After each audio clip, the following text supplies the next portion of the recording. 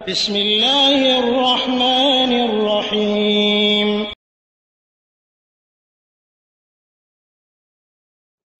আসসালামু আলাইকুম রহমতুল্লাহি ওয়া বারাকাতুহু। আমাদের এক ভাইয়ের প্রশ্ন যে বাংলাদেশের অধিকাংশ মানুষ এই কথা বিশ্বাস করে, অধিকাংশ আলেমরা যারা মসজিদের ইমাম, যে আল্লাহ জাল্লা শানহু সব জায়গায় বিরাজমান, এরকম কথা।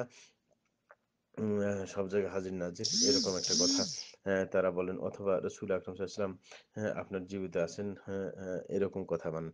আমরা বলবো যে এই জাতীয় কথা যারা মনে করে, তাদের সাথে আমার অনেকের কথা আছে, অনেকদের সাথে, এই জাতীয় মানুষগুলোর সাথে, আলেমদের সাথে।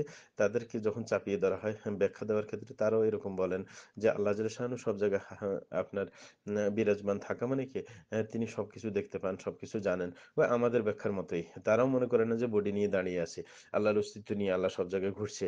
হুম এরকম তারাও মনে করে না, যদিও শব্দটা তাদের ওই রকমই বুঝায়। তারা যে সবসময় সব জায়গায় বিরাজমান বলতে, কিন্তু শব্দ থেকে আমরা ওটাই বুঝে থাকি, কিন্তু ওটা পরবর্তীতে ওরা স্বীকার যায় না। হ্যাঁ, সুতরাং এই ক্ষেত্রে আমরা যদি নাকি এরকম ইমাম ছাড়া কোনো ভালো ইমাম না পাই, তাইলে এদের পিছনে নামাজ পড়বো। কিন্তু ডেঞ্জারাস হচ্ছে ওদের, যারা মনে করে যে রাসূল আকরাম সাল্লাল্লাহু আলাইহি ওয়াসাল্লাম হাজির হতে পারেন এবং সবকিছু তিনি দেখেন। এটা হচ্ছে একেবারে মারাত্মক শিরকি, যেটার ব্যাখ্যা ওরা ভিন্ন দেয় না, বরং এটাই দেয় যে রসুল উপস্থিত হন। এবং অনেকে আছে রসুলের, আপনার রসুলের জন্য মিলাদ চলাকালীন আপনার চেয়ারও রাখেন, খালি চেয়ার। এই জাতীয় মানুষের পিছনে কিন্তু নামাজ পড়া একেবারেই নাজায়েজ, কারণ তারা আসলেই মুশরিক। এই কারণে তাদের এরা বড় শিরক করে, যার কারণে তাদের পিছনে নামাজ পড়া যাবে না। তবে আপনি একাকী নামাজ পড়ার চাইতে আপনি নিজের নিজের বাড়ির সামনে আপনি একটা মুসল্লা বানাইতে পারেন। মসজিদ না বানিয়ে নামাজের জায়গা। এটা আমি দেখলাম চট্টগ্রামের মধ্যে অনেক জায়গা আছে। আমাদের এলাকাতেও কিছু, কিছু মসজিদ আছে এরকম, যেগুলোতে পাঞ্জাগানা হয়, জুমা হয় না। তো এরকম যদি নামাজের জায়গা মুসল্লা বানিয়ে নেওয়া হয়, তাইলে সমস্যার সৃষ্টি হবে না।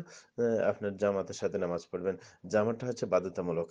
যেখানে আপনি আজান-টাজান দিবেন, সেটা খেয়াল রাখবেন।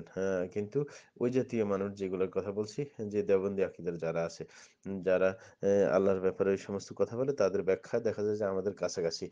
সুতরাং হ্যাঁ, যদিও শব্দের মধ্যে ভুল আছে, কিন্তু তাদের পেছনে নামাজ পড়া জায়েজ আছে। তারপরেও বলবো যে এই জাতীয় যদি আপনার লোক থেকে দূরে থেকে ভালো ইমাম নিয়োগ দেওয়া যায়, তাইলে তো অনেক ভালো। কিন্তু না পারলে আর কি করা যাবে? তাদের পেছনে নামাজ পড়া জায়েজ হবে।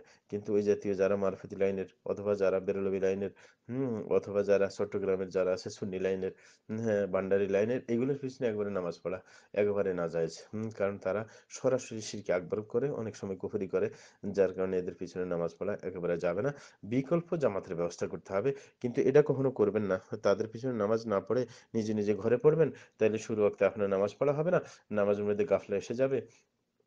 তখন আপনি নিজের হাল ধরে রাখতে পারবেন না, নিজে গাফিল বনে যাবেন। এই কারণে বিকল্প জামাতের ব্যবস্থা করতে হবে, সেটা আপনি বাড়িতে পারেন, বাড়ির উঠোনের মধ্যে পারেন, অথবা যদি আপনার মসজিদ একটু দূরে থাকে, তাইলে আপনি বাড়ির সামনে মুসল্লা বানিয়ে নিতে পারেন, নামাজের জায়গা মসজিদ না বানিয়ে। সেটা করলে ইনশাল্লাহ সমস্যার সমাধান হয়ে যাবে। ধন্যবাদ।